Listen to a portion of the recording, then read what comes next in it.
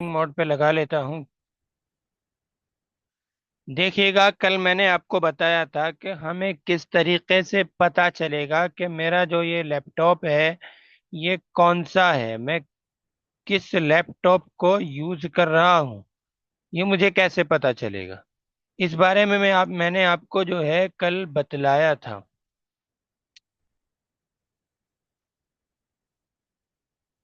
आज फिर बतलाने वाला हूँ वही। आज मेरा लैपटॉप चेंज है। तो देखिएगा, जैसे मैं यहाँ पे आ जाऊंगा दिस पीसी में। दिस पीसी के आइकन को मैं यहाँ पर रखूंगा, ये भी नहीं आ रहा है व्यू में जाकर के, पहले मैं यहाँ से ऑटो अरेंज का टिक हटा देता हूँ और यहाँ पे आ जाता हूँ।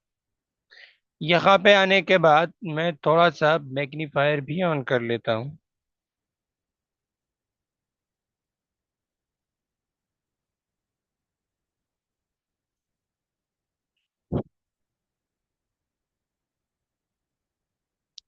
देखिएगा,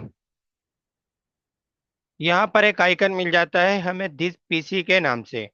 इस पर आप राइट क्लिक करेंगे और यहाँ से प्रॉपर्टीज में जाएंगे। प्रॉपर्टीज में जाने के बाद एक डायलॉग बॉक्स ओपन होकर के आएगा इस तरीके का।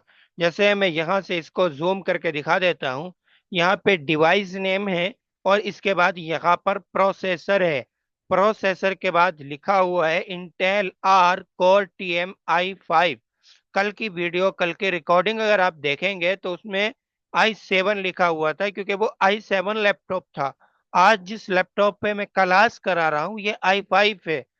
कल जिस लैपटॉप पे मैं क्लास करा रहा था वो i7 का 8 जनरेशन था। और आज जो लैपटॉप पर मैं क्लास करा रहा हूँ ये i5 का 6 जनरेशन है। दूसरी चीज, यहाँ पर इंस्टॉल्ड रैम। रैम के बारे में आपको बतलाया था मैंने। देखिएगा, कल जिस लैपटॉप में पढ़ाया था उसमें 16 GB रैम थी।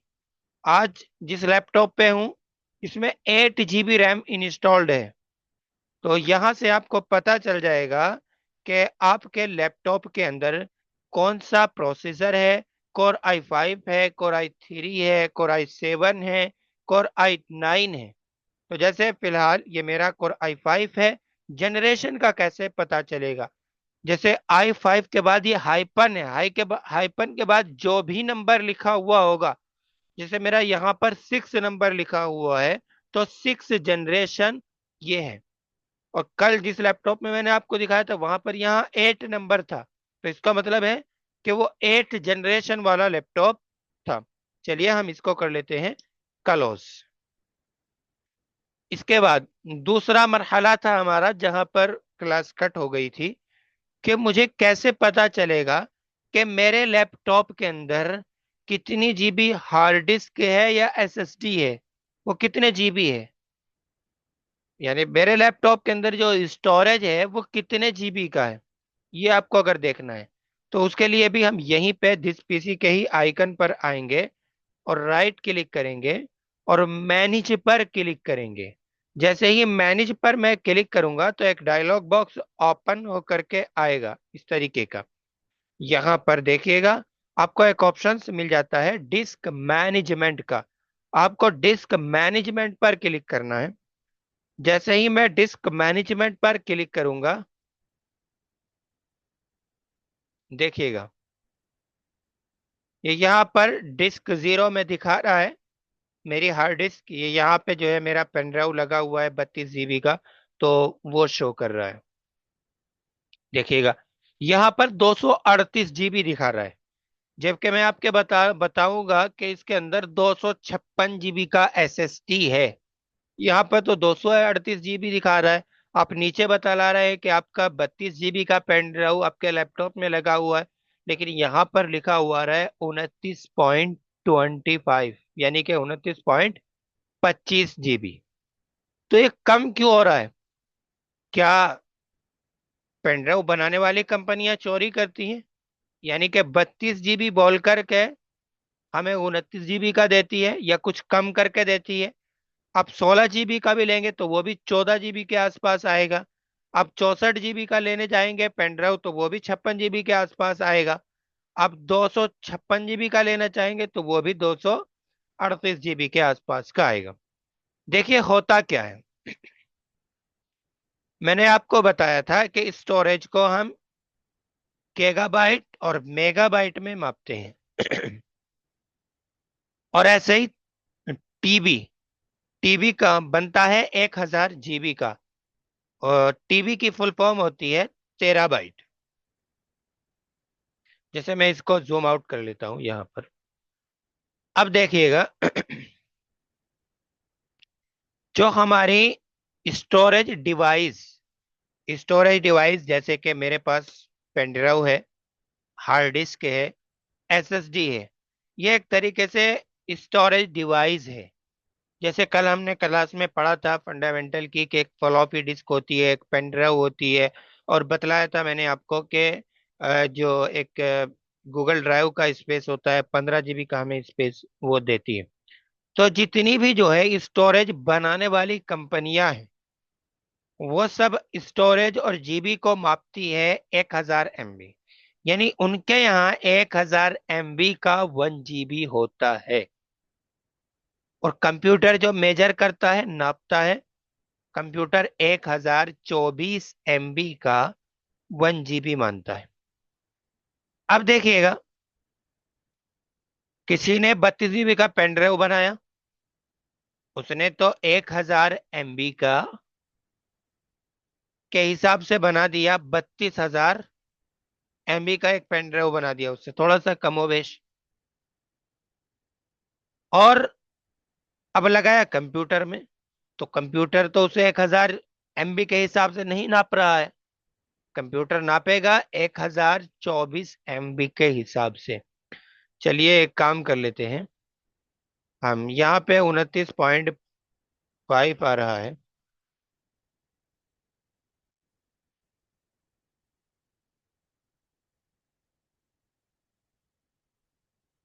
यहाँ पर 29.5 आ रहा है।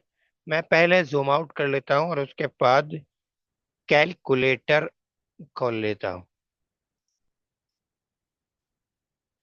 ये मैंने कैलकुलेटर खोल लिया है।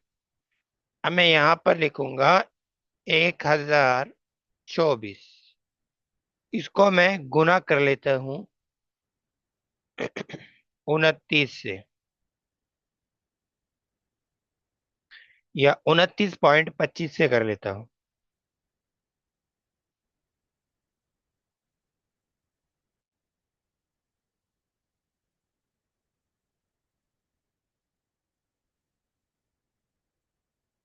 हाँ ठीक है, ये सही काम कर रहा है।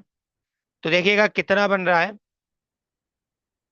29.25 को मैंने गुना किया तो ये 29,952 हो गए। अब इसके बाद मैं इसको कैंसिल करता हूँ, 1000, और इसको मैं गुना करता हूँ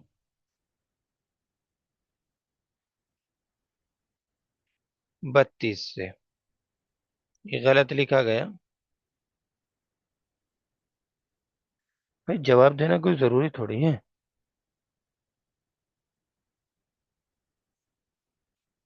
देखिएगा, अब हम क्या करते हैं, 32,000 को तकसीम करते हैं 1024 से।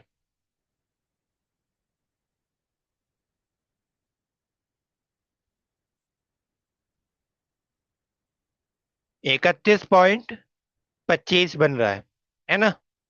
तो इतना फर्क तो यहां से आ जाता है, और मैंने आपको बताया था अभी कि थोड़ा बहुत कमोबेश, यानी इतना जो है डिवाइस ले जाती है। ठीक है, ये चीज होती है। अच्छा, इस चीज को हम समझ चुके हैं, अब आगे चलते हैं। आगे सबसे पहले, जैसे दिस पीसी का ये आइकन है, आइकन के बारे में मैंने आपको पहले भी बतलाया था शायद, और आज फिर बतला देता हूं। अब ये मेरा आइकन नहीं है, आ रहा है यहाँ पे। जैसे मैं फिलहाल यहाँ से पर्सनलाइज में जाऊंगा और थेम्स में जाऊंगा, और इस पैनल को थोड़ा सा इधर कर देता हूँ, डेस्कटॉप आइकन सेटिंग, और यहाँ से मैं टिक हटा देता हूँ सारे। जैसे फर्स्ट टाइम हम ओपन करते हैं तो तब भी ऐसा ही होता है।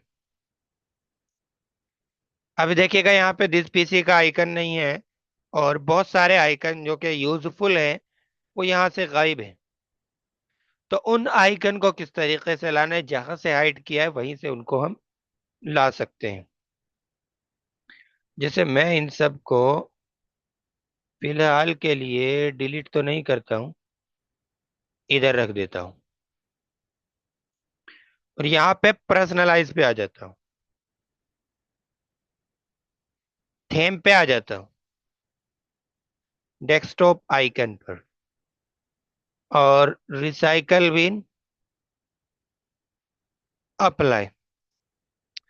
जब हम अपना विंडो डाल करके लैपटॉप को ओपन करते हैं तो सिर्फ ये आइकन होता है लैपटॉप पर।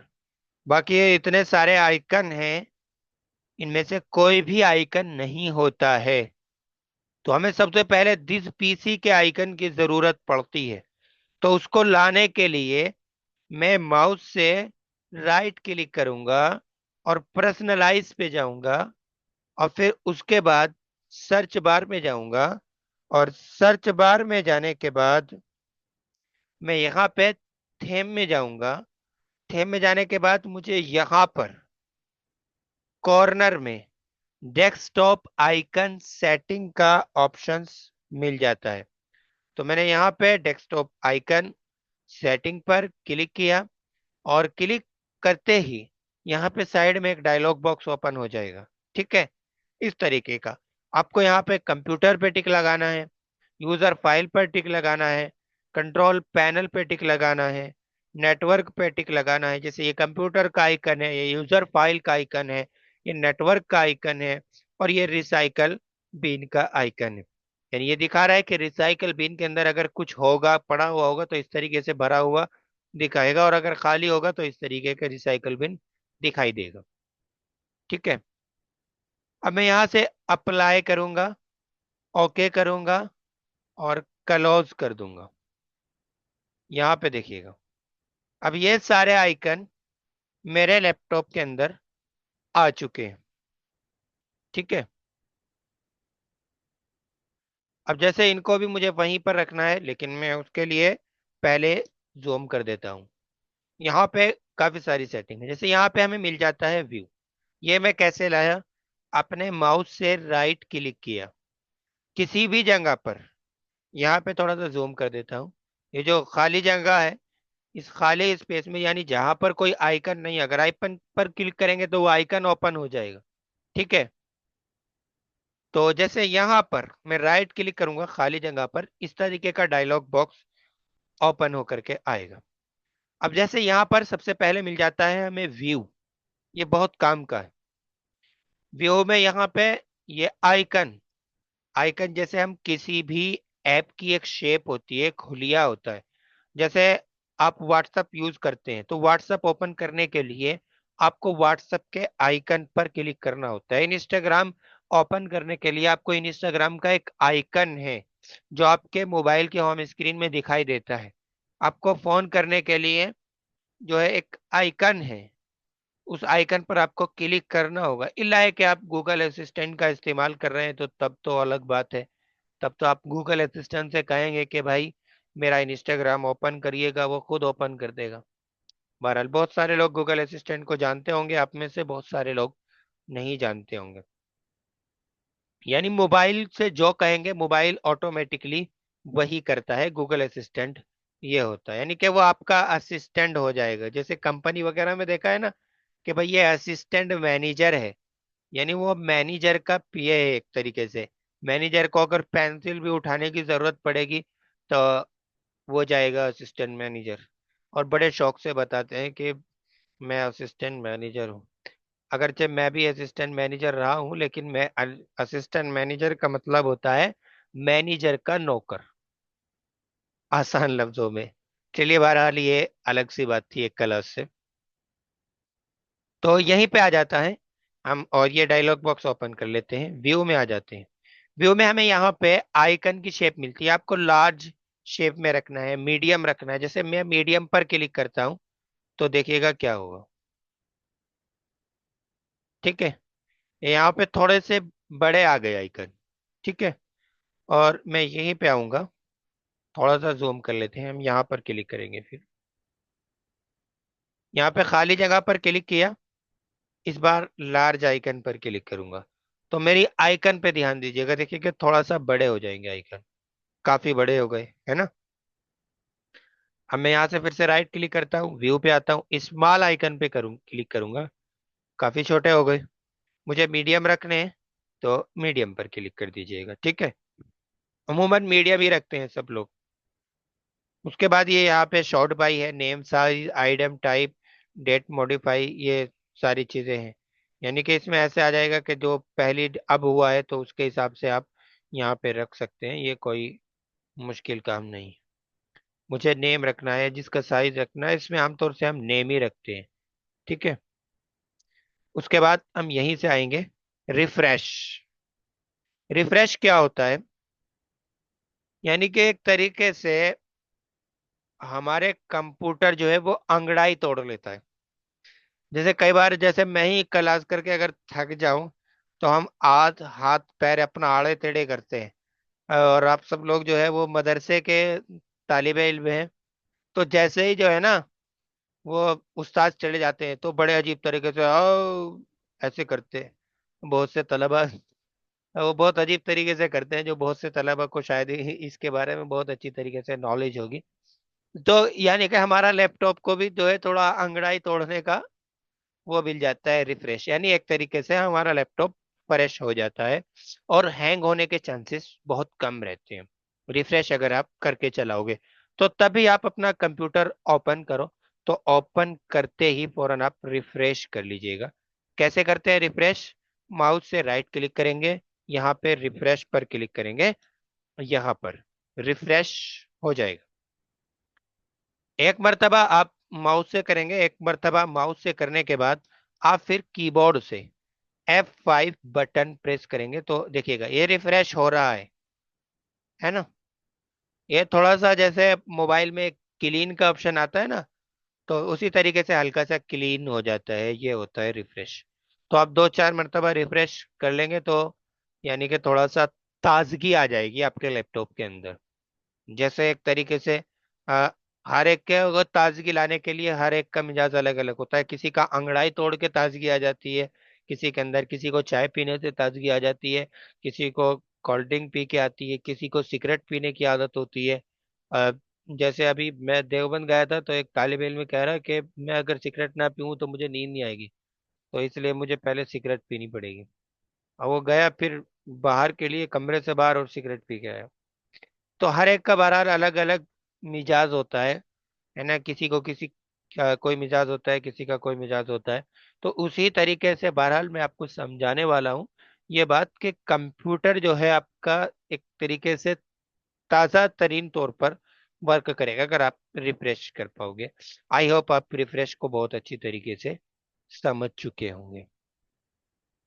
नीचे मिल जाता है हमें पेस्ट, पेस्ट शॉर्टकट, और ये शेरिड फोल्डर, और इनको मैं बाद में समझाऊंगा अभी। और उससे के बाद चलते हैं हम सीधा न्यू पर, पेस्ट के बारे में भी आपको समझाने वाला हूँ। यहाँ से न्यू में मैं क्या करूंगा, जैसे मुझे कोई फोल्डर बनाना है अपने डेस्कटॉप पे, यहाँ पे मुझे कोई फोल्डर चाहिए, तो उसके लिए जो है मैं यहाँ से राइट क्लिक करूंगा और यहाँ पे आ जाऊंगा न्यू पे। न्यू पे आने के बाद जैसे मैं फोल्डर पर क्लिक करूंगा तो एक फोल्डर बन करके तैयार हो जाएगा इस तरीके से। आप इस फोल्डर के अंदर बहुत सारी चीजें रख सकते हैं, जैसे मैं यहाँ पे रख देता हूँ। हम्म, या मैंने ये लिखा हुआ है तो मैं यहाँ पे लिख देता हूँ, जैसे सॉफ्टवेयर, है ना।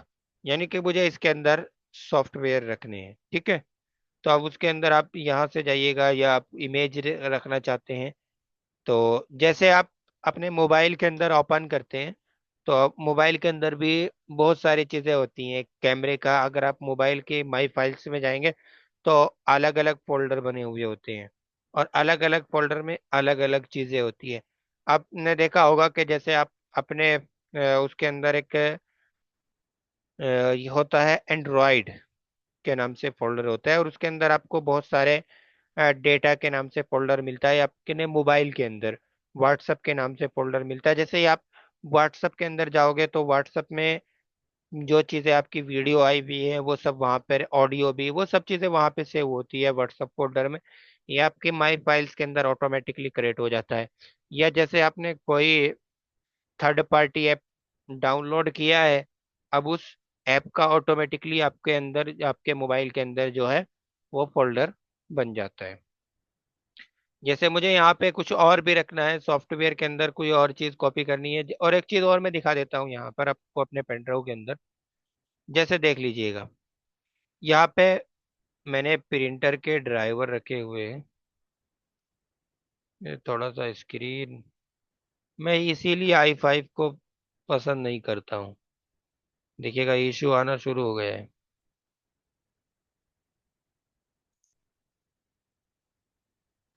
जैसे ये मेरी गैर मुरतब तरीके से फाइल पड़ी हुई है, अब अगर मुझे इनमें से किसी को तलाश करना है तो काफी दिक्कत आएगी, है ना। लेकिन अगर मैं यहाँ पे आ जाऊँ ऊपर, जैसे मेरे प्रिंटर के ड्राइवर है, वो कैनन G 2010 एक प्रिंटर है मेरे पास, उसके ड्राइवर यहाँ पे मिलेंगे। CDR फाइल चाहिए तो यहाँ पे मिलेगी, ड्राइवर चाहिए यहाँ पे मिलेंगे, और यहाँ पे ये कुर्ती देव फॉन्ट चाहिए तो यहाँ पे फॉन्ट मिल जाएंगे, है ना। यहाँ पे लर्नर हारून के ताल्लुक से यानी मेरा बहुत सारा डेटा है यहाँ पे जो मेरे मुतालिक है। और यहाँ पे आ जाऊंगा मैं, यहाँ पे ये मैंने मजामीन मैं लिखता था यहाँ पे, MS वर्ड की वीडियो, MS वर्ड से जो चीज़ें मैं यूट्यूब वगैरह पे डाल रहा हूँ, शेयर कर रहा हूँ, वो सब इसके अंदर है ना। तो और जैसे यहाँ पे ऑफिस 2016 है, काश्मीर टीच ये एक है, सतीश ये हमारे सर हैं, सतीश धावले, उनसे अगर कोई भी चीज़ मैं लेता हूँ या शेयर करता हूँ तो वो इस फोल्डर में रखता हूँ। यहाँ पे मैं अपने सॉफ्टवेयर रखता हूँ, जैसे जिस भी सॉफ्टवेयर की मुझे ज़्यादा ज़रूरत पड़ती है तो वो सॉफ्टवेयर में यहाँ पर रख लेता हूँ। जैसे टाइपिंग मास्टर है, कल हम टाइपिंग मास्टर के बारे में इंशाल्लाह पढ़ने वाले हैं, तो वो यहाँ पे है, और इसको आप डाउनलोड कर लीजिएगा और अपने लैपटॉप में इंस्टॉल भी कर लीजिएगा। इंस्टॉल करने का तरीका आपको वीडियो के अंदर बतला दिया जाएगा, आपके पास वीडियो सेंड की जाएगी, डाउनलोड आप कैसे करेंगे इसको वो मैं आपको अभी बतला देता हूँ। ठीक है, तो यहाँ से ये मैंने अलग अलग फोल्डर बनाए हुए हैं, और ये भी फोल्डर ही है एक तरीके से। अब जिस फोल्डर में आपको जो डेटा रखना है आप वो रख सकते हैं। अगर मैं इन सबको यहीं पे बाहर रखता गैर लफो नशरे तरीके से तो बहुत दिक्कत हो जाती। जैसे वर्क, यानी कि जो मैं वर्क करता हूँ थोड़ा बहुत इधर उधर का, बहुत सारा वर्क तो मेरा अब अलग है, जो लेटेस्ट वर्क है वो मैं यहाँ पे देख लेता हूँ, ये फोल्डर है। अब जैसे मैंने वर्क ओपन किया, यहाँ पे डेमो है, फंडामेंटल है, यहाँ पे एक्सेल वर्क है, जो एक्सेल के मुतालिक मेरा वर्क है, बड़ी बड़ी रसीदात वगैरह यहाँ पे चढ़ी हुई है ना, तो ये यहाँ पे अवेलेबल है। यहाँ पे जो है जैसे मेरे मदरसे का तालीमात से मुतालिक वर्क है, ये दीगर है, एक मुफ्ती महाज साहब है उनसे मुतालिक जो भी वर्क है वो यहाँ पे डाल देता हूँ। जैसे उन्होंने अभी एग्जाम पेपर वगैरह कुछ बनवाए थे, उनका एक मदरसे में वो मुदर्रिस है, उसका नाम है अलमागद, अगर उस मदरसे के मुतालिक कोई काम होता है तो यहाँ पे डाल देता हूँ। तो ये इस तरीके का बहरहाल फोल्डर का एक अलग फायदा होता है। यहाँ पे निराना ये प्रिंट वर्क है, सिराजुल उलूम ये तेवड़ा एक मदरसा है, उमरी कला एक मदरसा है, ये मुफ्ती शाहिद साहब अमरोहा के जो है उनका ये मदरसा है उमरी कला, उनका भी काफी सारा काम मैं करता हूँ, तो उनका डेटा सारा यहाँ पे मैं डाउनलोड करता हूँ। ठीक है, तो ये सारी चीजें होती हैं, ये फोल्डर के बेनिफिट होते हैं, यानी कि हम फोल्डर में करके एक जैसी चीजों को एक फोल्डर में रखेंगे। जैसे अभी मैं अपना यूट्यूब चैनल ओपन कर लेता हूँ, अब ये और ज्यादा बात वाज़ेह हो जाएगी। आपको मैं सबसे पहले एक चीज बता दूं बीच में, ये जुमला मुतरिदा के तौर पर, चलिए यूट्यूब चैनल खुल गया है, जैसे मैं यहाँ पे अपना चैनल ओपन कर लेता हूँ। अगर आपने मेरे इस चैनल को अभी तक सब्सक्राइब नहीं किया है तो सब्सक्राइब जरूर कीजिएगा। यहाँ पे आ जाता हूँ मैं प्ले लिस्ट में। देखिएगा प्ले लिस्ट में क्या है, यानी MS वर्ड से मुतालिक मेरी जो भी वीडियो रहेगी ये MS वर्ड ट्यूटोरियल में रहेगी, AI टूल से मुतालिक जो भी वीडियो रहेगी वो यहाँ पर इस प्ले लिस्ट में रहेगी। तो ये भी एक तरीके का एक फोल्डर है। यूट्यूब पर सब बहुत सारे जो कोर्स सिखाने वाले लोग होते हैं वो प्ले लिस्ट का इस्तेमाल करते हैं, हम कोई और, जैसे मैं सर्च कर लेता हूँ यहाँ पे, इंग्लिश क्लास सर्च कर लेता हूँ।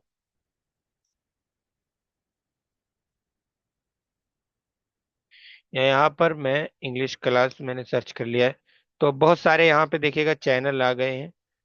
तो जैसे मैंने आपको ड्यूलिंगो के बारे में बताया था, उसके फाउंडर, नहीं ये नहीं है।